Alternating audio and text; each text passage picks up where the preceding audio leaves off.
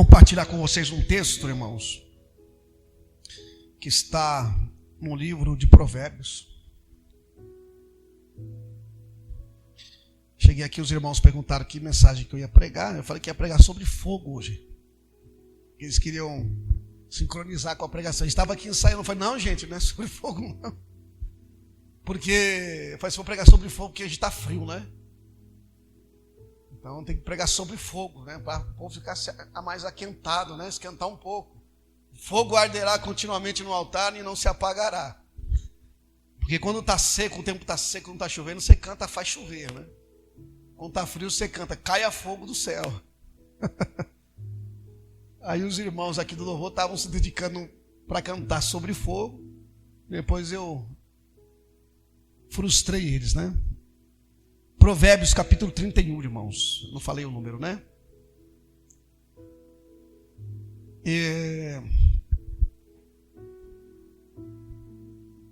Perdão, número 30, irmãos. Número 30 e verso 24. 24 ou 28.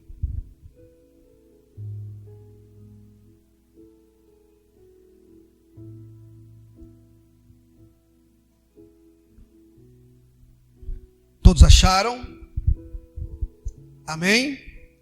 Capítulo 30 do livro de Provérbios, verso de número 24. Diz assim: 4 seres da terra são pequenos, e no entanto, muito sábios.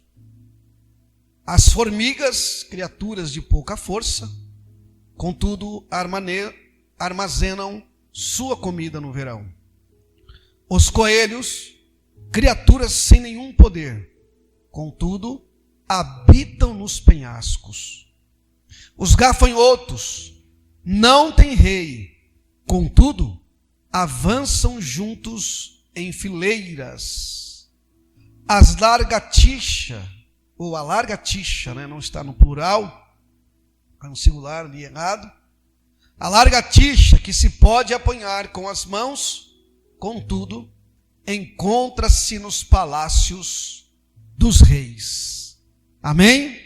Mas o que nós podemos entender nesse texto, irmãos? Pensando sobre ele, né? Talvez podemos pensar sobre eles como Salomão pensou a respeito deles. Quando você olha para as escrituras, irmãos, toda a Bíblia vai usar a tipologia do animal, a figura do animal, para ensinar algum princípio, alguma verdade, algum valor espiritual, moral, relacional. A Bíblia é clara, irmãos. Desde do Antigo Testamento até o livro do Apocalipse, você vai ver animais usados como figuras para representar uma verdade, para representar um contexto histórico, para representar até mesmo uma nação.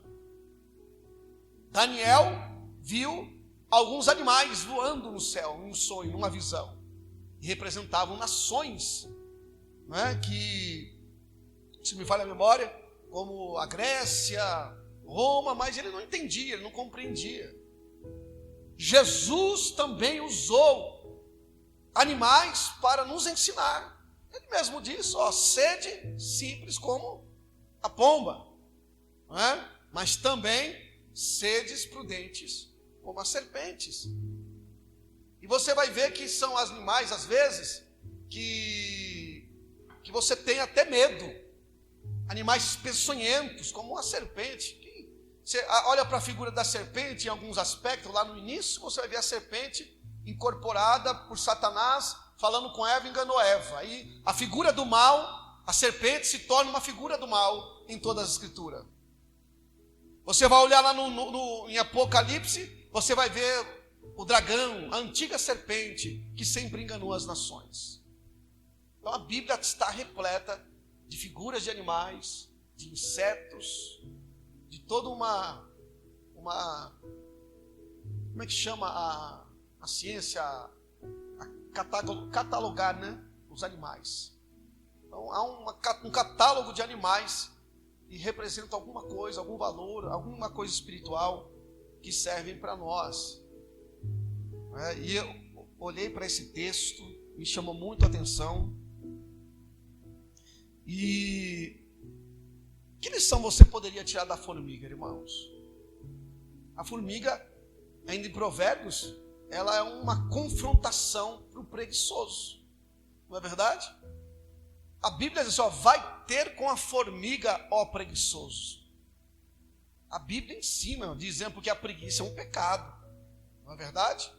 Então assim, vai ter com a formiga. Observa. Então, a observação de Salomão na sua sabedoria, ele olhava para as coisas, o Espírito Santo, creio que na sabedoria que foi dado a ele conseguia observar e tirar uma lição para a vida dele e ensinar para a vida de outros.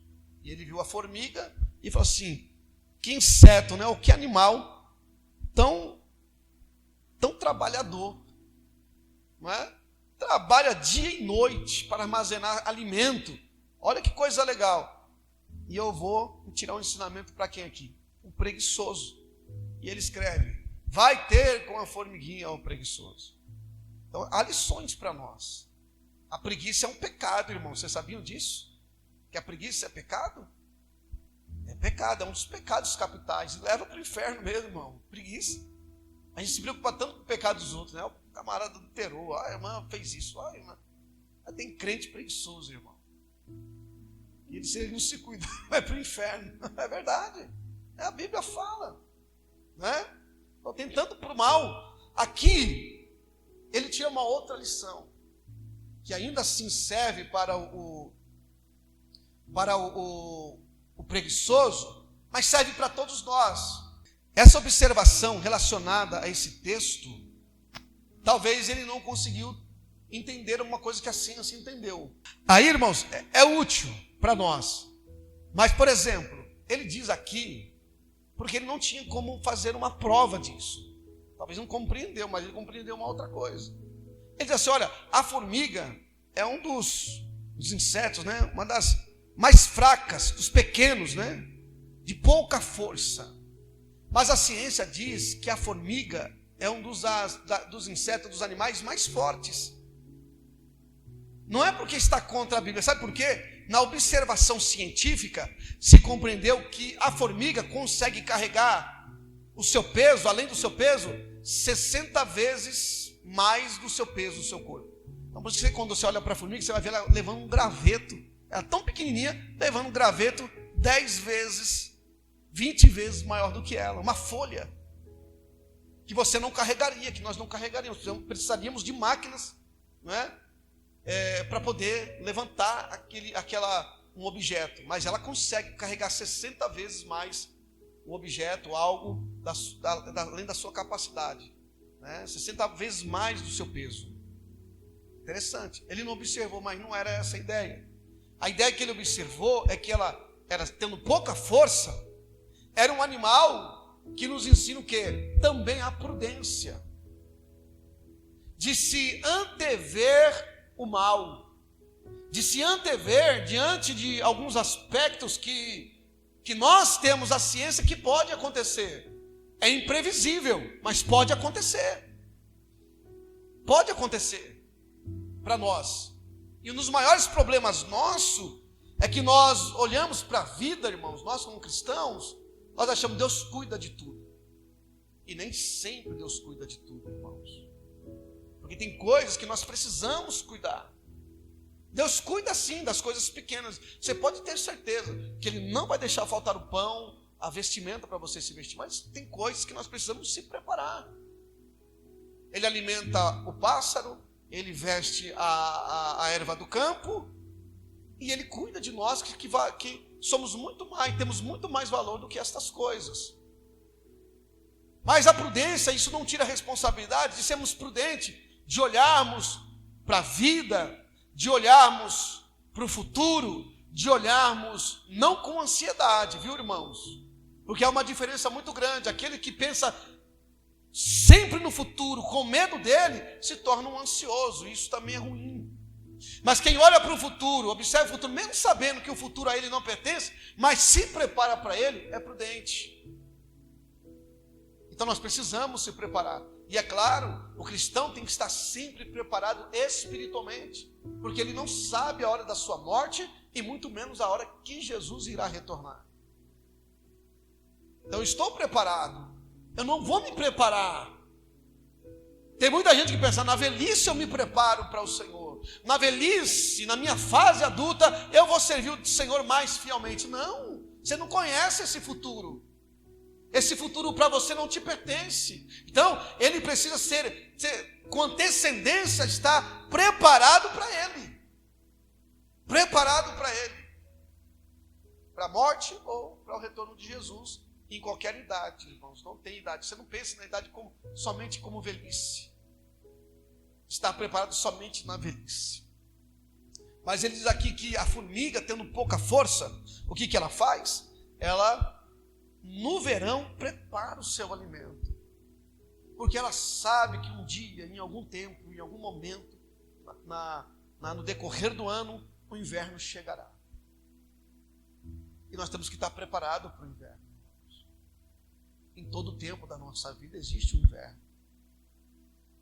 Existe um inverno financeiro, existe um inverno conjugal, relacional. Existe um inverno em todo, irmãos, da nossa vida. Existe um inverno nosso como igreja. E nós temos que estar preparados espiritualmente para vivermos estes invernos. Estarmos investidos em alguma área da nossa vida, espiritual, moral, financeira, em todos os aspectos, para que quando esses invernos chegarem, eu não vou ser pego de surpresa. Ele não vai me pegar de surpresa. Ele pode chegar de forma inesperada, mas eu estou preparado para ele. É isso que essas formigas, né? O que Salomão está dizendo aqui, observando a formiga, é isso que ele está nos ensinando. É isso que ele está nos dizendo. E na verdade, né, irmão, não é nem Salomão, eu estou dizendo Salomão aqui, mas está no livro de Salomão, mas esses provérbios, né, são de Agur, não são de Salomão. Tá? Nem todos os provérbios são de Salomão. Está no livro de Salomão, tá? Mas é um ditado de Agur, filho de Jaque, né? Não é da Jaque, não é Jaque, de Jaque, Jaqueline, de Jaque, e é um oráculo. E por que um oráculo? Porque é algo que vai dizer assim, ó, você precisa estar pronto, você precisa se preparar. Lá, o futuro existe, ele está lá, né? E você precisa estar pronto para ele. E Salomão acrescenta esse provérbio no seu livro. E nesse aspecto aqui, irmãos, a formiga, ele fala assim, olha, ela armazena a sua comida no verão. Por quê? Porque ela sabe que virá o inverno. Ela está pronta, ela está preparada. E o mal de muitos cristãos, de muitas pessoas, é não estar preparadas. É não serem prudentes para alguns aspectos da vida. É não estarem prontas prudentemente para estarem diante de alguma situação. Esse é o maior problema. Então nós precisamos estar prontos, irmãos, para tudo, para todos os aspectos da vida. Amém? Você já viu aquela história da formiga e da cigarra, né? As fábulas, né? De Escopo, que diz sobre a cigarra e a formiga. Quem já viu? Isso tinha no desenho de manhã cedo, passava. Quem via desenho da Mickey, da Minnie, né? Tinha aquele desenho da formiga. Formiga trabalhando todo o verão e a cigarra só cantando, só cantando todos os dias do verão, só aproveitando o verão, até um dia que a formiga trabalhando toda a vida, e ela tinha um sarro da formiga, aqui ó, estou curtindo a vida, né? Aí o dia chegou o inverno, e a cigarra acabou o canto, né? Frio, não tinha casa, não tinha onde morar, não tinha o que comer. E quem que estava fazendo festa? Lá no formigueiro, estava tendo uma festa, comida à vontade, irmão. E quem que vai bater na porta das formigas? A cigarra, que viveu todo o verão cantando, tirando sarro da formiga, desprezando a formiga. Você está vendo só que nós devemos aprender, umas coisas nos ensinam. Precisamos estar prontos. E é claro que as formigas foram benevolentes e aceitaram ela, né, para dentro do seu recinto, né, para poder ali ser alimentada. Então, são coisas que precisamos aprender, amados. Não é? Precisamos estar pronto espiritualmente, moralmente, porque a gente não sabemos o dia de amanhã. Isso não nos diz para se preocuparmos com ele.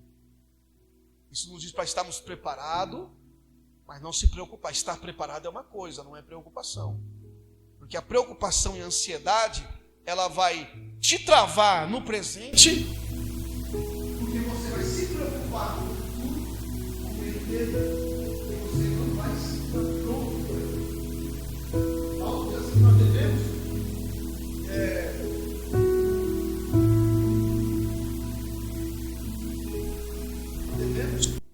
estar prontos para o dia mau. Estamos revestidos da armadura.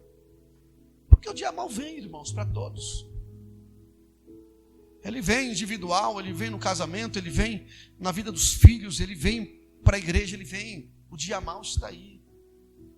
E a armadura, quem está pronto, ele resiste o dia mau. Ele consegue resistir no dia mau. Então a lição da formiga, irmão, para nós, ela nos mostra que nós devemos estar prontos para tudo o que vier, para o que der e vier. O obreiro tem que ser pronto para toda boa obra, como diz o apóstolo Paulo. Nós temos que estar prontos, irmãos. Pronto para a vida, pronto para a família, pronto para a igreja, pronto para Cristo, pronto até para a morte, para tudo. Eu não tenho que me preparar, eu tenho que estar pronto. Amém? O crente está pronto para morrer. O crente está pronto para viver e morrer, não é só para viver. Então essa lição da formiga, ela é muito interessante, porque nos mostra a prudência de alguém que se prepara antes, não que espera as coisas acontecer. A gente é assim, irmãos, a gente tem o hábito de remediar as coisas. Nós temos que trabalhar para prevenir, irmãos, para que não aconteça. Nós queremos remediar o problema, remediar a doença, remediar as confusões, remediar as tensões, remediar as aflições. Não, irmão, nós somos chamados para preveni-las. O prevenido é o que está pronto, que quando vê, ele está pronto. Quando ele vê, ele vai lá, já está pronto para resolver, não para remediar. Ou é melhor prevenir do que remediar, como diz o ditado. Amém? Vocês estão entendendo? Diga amém, diga glória a Deus. E isso coaduna com os evangelhos, com a Bíblia, com Cristo em todos os aspectos, irmãos. Porque o que mais nos ensinou foi sobre prudência, sobre vigilância, foi o próprio Cristo. Que nós devemos estar prontos para tudo na nossa vida, amados. Para tudo. Principalmente para o retorno de Jesus. Vigiai, porque não sabeis a hora que há de vir o Filho do Homem. Orai e vigiai, ou vigiai e orai, prontos. Não para sermos pegos de surpresa. O crente não pode dizer assim, fui pego de surpresa. Não, irmão, você tem que estar pronto para tudo. Diga amém? Glória a Deus. Então uma outra lição que nós podemos tirar aqui, que é a lição de sabedoria para nós, irmãos. O segundo animal aqui é o coelho, né? Os coelhos, que é uma criatura também sem força, sem poder, mas que habita na onde? Onde que os coelhos fazem as suas casas? Nas rochas. A minha tradução diz penhascos. Não é? Quando você olha para o Evangelho de Jesus, irmão, olha que prudência, olha que inteligência desse animal. Espera aí. Eu não vou ter força para resistir uma serpente, para resistir um animal, um predador. Eu não vou morar em qualquer lugar. Então, eu preciso estar pronto. Onde eu vou me esconder? Nas rochas. Eu vou firmar a minha casa na rocha. Aí você olha para Mateus 7, o que Jesus ensina? 23 e 24. Que o homem prudente, o homem sábio, porque isso aqui é sabedoria, irmãos. O homem prudente, ele faz o quê? Ele constrói sua casa na onde? Na rocha, irmãos. Porque a rocha é lugar seguro. Nosso maior problema é construir isso. Tudo que construímos Construímos do nada, na rapidez. Queremos as coisas para o já, sabe, para o momento. Nós pensamos só ali, nós não pensamos no futuro. O homem prudente, ó, vendo que tudo vai se combinando. O homem prudente, ele não está pensando só ali para o momento, em construir uma cabaninha e tá bom aqui, né? Ele sabe que o imprevisto é o que? Ventos, tempestades, rios vão combater qualquer hora. Ele sabe, eu preciso construir uma casa, eu preciso estar bem firmado. E aonde que eu vou construí-la? Numa rocha. Para quê? Porque os ventos, os rios, eles vão acontecer. São imprevistos, imprevisíveis. Não sei quando vai acontecer. Pelo fato de eu não saber quando eles vão acontecer, eu tenho que estar preparado para eles. E para como eu tenho que estar, como é estar preparado? É construindo a minha casa na rocha. Diferente do homem insensato que constrói sua casa na areia, sob ilusões. Um aspecto de que as coisas têm que ser rápidas, para hoje, para já, sabe? Tudo tem que acontecer agora. Não, irmãos, tudo tem que ser construído aos poucos, com cuidado, com inteligência, com sabedoria. Você não precisa que as coisas tenham que ser, porque o acontecer para já, você não pensa, você não analisa, você não tem prudência para isso. E quando vem o fato de nós queremos crescer muito rápido, de que as coisas aconteçam muito rápido, isso é um grande problema para a nossa vida, irmãos. Então nós precisamos firmar a nossa casa, assim como os coelhos que não têm poder nenhum, mas constroem suas casas, não é? Vão lá habitar em rochas. Eles sabem, uma hora que viu um vento, viu uma tempestade, viu um predador mais forte do que eu, eles não terão acesso, eles não conseguirão derrubar a minha casa. Eu vou tirar uma outra lição aqui, viu, irmãos? De desenhos animados, de histórias infantis. Você lembra da história dos 3 porquinhos, né? Do lobo e os 3 porquinhos. Então, um porquinho fala assim, não, eu vou construir minha casa de madeira, o outro, eu vou construir minha casa de, como é que é? De palha, né? E o outro fala assim, eu vou construir minha casa de alvenaria, bem forte, né? Ele sabia que o lobo uma hora ia aparecer, irmãos. Aí não, cada um construiu sua casa, quando veio o lobo, ó, soprou a de palha, caiu. Né? Aí foi lá na casa do outro que era de madeira, soprou, caiu. Mas na casa que era feita de alvenaria, reforçada, ela não caiu. Ele soprou. Lições para nós, irmão. Não tem como. Tudo coaduna com o evangelho de Jesus. Nós temos que estar firmados, irmão, em princípios, em valores. A vida do cristão é princípios. O princípio e o valor, irmão, qual que é o problema do princípio e valor? Que as coisas não vão acontecer da noite para o dia. Eu estou dizendo que às vezes as pessoas querem algo de imediato e elas não pensam no terreno que elas vão fazer da sua casa, aonde elas vão, mas a necessidade as força a fazer isso. Mas precisa se pensar. Preciso pensar, é aqui que eu vou construir a minha casa, é aqui que eu vou construir a minha vida, é sobre esses princípios e valores, é sobre essas verdades. Não vai me dar resultado financeiro, não vai me dar resultado social, não, nem muito mais, vai me dar firmeza, vai me dar força, vai me dar condições de suportar as aflições, as dificuldades, as lutas, as guerras, em qualquer aspecto da minha vida, do meu casamento, da minha família, da minha casa, da vida dos meus filhos. Por isso que é preciso, irmão, o cristão constrói sua vida em valores, em princípios. Por quê? Porque princípios e valores são rochas inabaláveis, verdades absolutas, não são verdades, sabe, relativas, que hoje é uma coisa boa, hoje é uma coisa ruim, e amanhã é uma coisa boa, hoje é uma coisa boa. Não, a verdade do evangelho é algo que para muitos pode ser ruim, mas para o cristão são as verdades fundamentais. A minha vida está firmada nesta rocha, nesta palavra, nesta verdade. A minha vida está firmada aqui. Vou ter dinheiro? Não. Vou ter fama? Não. Vou ter holofotes? Não. As coisas vão acontecer rápido? Não. Mas eu sei que quando as tempestades, as dificuldades, os problemas chegarem, eles não vão me derrubar. Eu não vou cair. Amém? Vocês estão entendendo o que o Espírito Santo de Deus está dizendo nesta noite, irmão?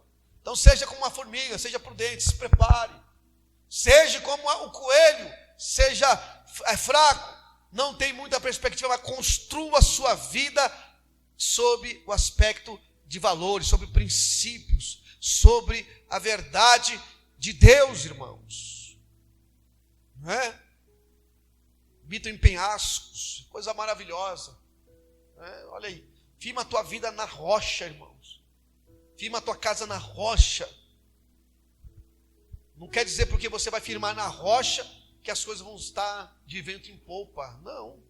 Você pode ter certeza. Não vai estar em vento em popa. Você vai estar satisfeito conscientemente de que a sua vida está abalizada numa verdade que é inviolável, que é irremovível. E se você permanece no que é irremovível, você permanece firme, irmãos, em qualquer aspecto da tua vida, da tua casa, da tua família. Amém? E outra coisa que ele diz assim, que ele viu muita sabedoria, né? Você vai ver que ele diz assim, ó, são pequenos, no entanto, muito sábios. Muito pequeno, mas muito sábio. A formiga, o coelho, e agora ele vai falar dos gafanhotos. Não é? Os gafanhotos, irmãos, ele diz assim, ó, que não tem rei, contudo, avançam juntos em fileiras. Os gafanhotos não têm líder. Os gafanhotos não têm rei, não tem alguém que diz assim, ó, caminha por aqui, ó, para cá, ó, para lá, ó, vem por aqui, ó, faz isso aqui. Eles não têm. Diferente da abelha, que tem uma abelha rainha, diferente da formiga, que tem a formiga rainha, e de outros insetos que tem um rei e uma rainha, os gafanhotos não têm rei nem rainha. Mas, o que eles fazem? Eles andam em bando, de forma organizadas e juntos, em fileiras, organização, eles avançam. Agora fala para mim, irmãos, o que um gafanhoto tem de bom? Os bichos só vêm para destruir, irmão, lavoura. Só vêm para destruir, para acabar com tudo. Quem quer gafanhoto? Quem quer criar gafanhoto, irmão? Eu só crio abelha, porque a abelha produz mel. A formiga, pelo menos, ela leva a barata embora, leva a mosca morta embora. Faz alguma ajuda, pelo menos está contribuindo para a sociedade, está contribuindo para o meio ambiente. E gafanhoto, irmão? O que gafanhoto faz de bom? Não tem mel, não tem açúcar, não tem nada, nem como é que a abelha faz? Polinização. Polinização? Isso. Polinização. O pastor não sabe de tudo, meu irmão. Não cancele, não. O pastor não sabe o que é polinização, não sabe nem falar direito. Aí, irmãos, olha só. Nem polinizar os bichinhos faz, irmão, nada. Mas se vê uma lavoura, tipo, o pessoal está preparando para se alimentar, o bichinho vai lá, devorador. Por que a Bíblia fala devorador? Devorador são os gafanhotos. Não é devora uma lavoura inteira. Por que as lavouras põem inseticida? Para essas pragas não vir e destruir tudo. Uns anos atrás a gente tinha uns gafanhotos lá, não sei na onde aqui, uma nuvem de gafanhotos, está todo mundo com medo aqui no Brasil. Quem lembra disso há uns anos atrás aí? Eu estava na fronteira, não sei de onde aí, né? Da Argentina, né? Aí todo mundo, isso, e vem para cá, acabou tudo, né? Está todo mundo com medo dos gafanhotos. Mas o bichinho não faz nada de bom, irmãos. Mas há neles sabedoria. Também eles não têm força, mas eles têm o quê? Uma coisa que falta na gente, irmão. Além de organização, comunhão. E comunhão gera organização. Todo mundo que tem comunhão está no mesmo sentido, está no mesmo pensamento, está na mesma ideia, na mesma... Eu não gosto de usar essa expressão, irmão, porque não existe uma visão pessoal de ninguém para aquilo que é feito na igreja. Não existe a visão pessoal do pastor, tá? Mas eles têm uma visão. Eles sabem o que eles têm que fazer. Não precisa ninguém falar só aqui, ó, impor para eles. Não tem precisa. Irmão, a consciência, sem consciência do gafanhoto, gera neles bicho não tem consciência, é claro que não tem. Porque se eles tivessem consciência, no mínimo que eles não fariam era acabar com as lavouras das pessoas. Não é? Se eles tivessem consciência, mas eles não têm consciência. Então, eles têm a ideia de que, mesmo não tendo consciência, de que eles precisam andar em bando, em fileiras, no mesmo sentido, na mesma ideia, no mesmo aspecto, para conseguir o que eles precisam conseguir, que é destruir. Mas é uma lição para nós, ali sábia. Não tem rei, não precisa ninguém dizer para eles, vocês têm que fazer isso. É isso que é bom da igreja, irmãos. Às vezes as pessoas pensam que o pastor está na igreja para mandar nos irmãos. Não é isso, irmãos. Nós orientamos segundo as escrituras, segundo a palavra. Os valores que nós estamos falando, os princípios. Você, de forma consciente, sendo ensinado, a igreja começa a ter o mesmo sentido, o mesmo pensamento. É isso que Paulo nos ensina, que nós devemos ter o mesmo sentimento que houve em Cristo Jesus. Ter o mesmo pensamento, pensar as mesmas coisas, falar as mesmas coisas. Para quê? Para que aquilo que nós tenhamos como organização, como comunhão, nós conseguimos avançar. Eles avançam, está aqui, ó. Eles não têm rei, contudo avançam juntos. Avançam juntos. Você só consegue avançar se estiver junto. Se você está junto, você consegue avançar. Vocês estão entendendo? Amém? Se nós estamos juntos, nós avançaremos, irmãos. É a ideia do que a união faz a força. E quando nós avançamos, é porque estamos juntos. E quando estamos juntos, se organizamos e avançamos. Comunhão é que gera isso. Você não precisa de alguém para impor para você, para dizer o que você tem que fazer. Você já sabe o que tem que ser feito. Você faz porque, não é porque alguém mandou você fazer, porque você tem consciência do que se necessita ser feito. É isso que nós precisamos entender, irmãos. E muita gente não entende o que precisa ser feito. Às vezes prefere ter alguém mandando e fazem porque estão mandando, porque estão impondo, mas quando fazem, ou quando não fazem, não é porque entenderam o princípio do Evangelho. Eu não faço porque eu preciso mostrar que eu faço. Eu não faço porque os outros estão fazendo e eu vou fazer porque os outros estão fazendo. Eu faço porque eu tenho consciência do que precisa ser feito. No Evangelho eu tenho consciência. Então eu vou fazer por amor, por alegria, por bondade, para a glória de Deus. E eu faço. E quando todo mundo pensa assim, irmão, nós avançamos, estamos juntos e avançamos. Isso é princípio evangélico, cristão. A Bíblia diz lá em Atos capítulo 2, que sempre todos, a igreja, estavam juntos louvando a Deus. E a igreja crescia. Nosso maior problema é isso, irmão. A gente somos fragmentados. Cada um fazendo o que acha que tem que fazer. Cada um fazendo o que acha que é bom para fazer. Cada um fazendo o que acha, o que é legal você fazer para ele fazer. E às vezes nós não estamos fazendo a obra de Deus, nós estamos fazendo a nossa obra, irmão. Nós temos que tomar muito cuidado com isso, igreja. Existe um propósito maior. Existe um propósito coletivo. E esse propósito coletivo, para avançarmos, tem que ter ação coletiva. Você sabe, irmão, que os gafanhotos, eles vão lá, acabam com tudo. São insetos, bichos que ninguém quer. Um besourinho, uma joaninha, a gente até pega na mão. Mas um gafanhoto ninguém quer. Um vagalume, bonito, né? A gente corria atrás de vagalume. Mas ninguém corre atrás dessas pragas, irmão.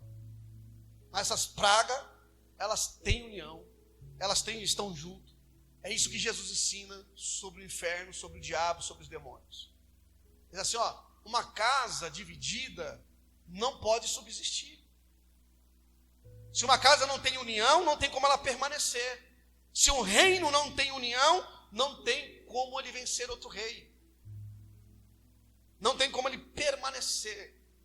O diabo e os seus demônios, eles não têm divisão entre eles, irmãos. É isso que Jesus está falando. Ele está tirando uma lição do próprio diabo e os demônios. Está vendo? Eles são organizados, eles têm hierarquia, eles se juntam para destruir a igreja, para destruir vidas. Eles não são divididos, eles são maus. Eles não têm princípios e valores, mas a união entre eles, todos eles pensam o mesmo, têm o mesmo objetivo, a mesma ideia, o mesmo propósito. E qual que é o problema da igreja? Que a igreja não tem isso. Esse é o problema da igreja. É cada um fazer o seu, cada um correndo para lá, correndo para cá. Que bom que se tivesse todo mundo aqui, né, irmão? Talvez essa palavra não sirva para você. Mas assim, em outro aspecto. Talvez não como igreja, mas sirva num aspecto, como família. Quer ver uma família não ir avante? Desunião na família. É claro que na família existe uma liderança, o pai, talvez a mãe, seja o líder da casa. Mas quem é o líder da casa, quem está ali agindo como cabeça, é quem está guiando. E não pode guiar com a visão que ele tem sobre como guiar as coisas. Ele tem que guiar a visão que a Bíblia fala como uma família deve ser guiada.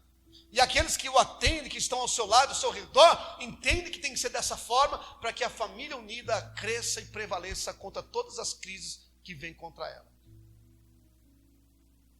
Não tem como um casal ou dois, né, andarem juntos se não haver acordo. Não tem como, irmão, se os dois não tiverem de acordo, se na igreja não estivermos de acordo, se em qualquer aspecto não tiver acordo, não dá para caminhar junto, irmão, vai dar problema. Por isso tem que haver acordo, tem que haver ideias compartilhadas, para que possamos avançar, para que possamos conquistar. Não dá, irmão, para um pensar aqui, um pensar, não pensar. Ninguém tem que anular as suas ideias e seus pensamentos, como igreja, como família, mas temos que estar unidos num propósito, que é glorificar a Deus, fazer a vontade de Deus, expandir o reino, como família também, aquilo que é propósito da casa, aquilo que é propósito do casal, aquilo que é propósito dos filhos, como família. Amém? Vocês estão entendendo, irmãos? Você está vendo como Deus está falando conosco nesta noite, amados? E nós precisamos de sabedoria de Deus, de sabedoria do Espírito de Deus, e observarmos como estamos observando esses animais, como Salomão, como Agur observou aqui, e viu que como isso é prático, esses ensinamentos desses animais são ideais para nós, irmãos. Se não haver comunhão entre nós, se não haver a mesma ideia, o mesmo pensamento, nós não vamos conseguir avançar. E é preciso haver o mesmo propósito. Vocês entenderam? Diga amém. Diga glória a Deus. E por último, ele fala aqui da lagartixa, irmãos. Eu tenho certeza que você não tem como um pet, uma lagartixa. Mas você tem uma na sua casa, ou duas talvez. Elas estão lá. Andando na parede, no teto, escondidas em algum lugar, elas estão lá. Não é o teu animal preferido, você não gosta. Não mate as bichinhas, irmãos. Não mate, tadinha das lagartixas. Elas ajudam, porque elas comem os insetos. Elas comem as moscas. Elas contribuem para o meio ambiente. Né? Você não adotou. Né? Você adotou um cachorrinho, um gatinho. Né? Não sei, talvez algum animal exótico, né? Algum animal diferente. Né? Tem gente que gosta de rato branco, né? Tem gente que gosta de preá, tem gente que gosta, não sei. Né? Cada um tem seu gosto. Tem gente que gosta de cobra também, né? Põe lá cobra, põe lá uma aranha, né? Guarda lá tipo num aquário lá e fica lá. Cada um tem o seu pet, né? Normalmente é cachorro, normalmente é gato, mas ninguém tem uma lagartixa, mas ela está lá na sua casa, irmãos. Em algum lugar ela está lá. Não mate a bichinha. Aqui na igreja tem lagartixa, de vez em quando eu vejo uma morta, vejo uma andando aqui e ali, mas elas estão lá. Interessante que além de elas estarem na nossa casa, elas também estão nos lugares, irmão, que inimagináveis para nós. Elas também habitam nos palácios dos reis. Olha só que coisa tremenda, irmãos. Você acha que o rei quer uma lagartixa na casa? Não quer, mas ela está lá. Está com um presidente do país, numa mansão, ou uma coisa bem fortificada, que nenhum bandido, ninguém consegue entrar, irmão. Fortemente armado, não consegue, muita segurança. Mas a lagartixa está lá, irmãos. A bichinha está lá andando pela parede. Não é verdade? Porque está aqui, irmãos. A verdade das escrituras está dizendo que a lagartixa, que é um animal pequenininho, não é? Que você pega com as mãos, com tudo, ela se encontra lá, se for lá, qualquer lugar elas estão lá. Em todos os lugares. E o que eu acho bonito aqui, irmãos, nessa lição, que para nós é que onde nós estamos, né, irmãos? Não é todo lugar que nós conseguimos entrar. Como uma lagartixa consegue entrar? E a gente consegue entrar onde, irmãos? Você já se perguntou até onde você consegue entrar?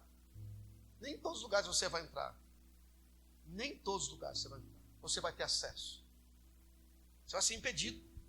Você não tem crachá dessa empresa, você não tem nome aqui. Quem é você?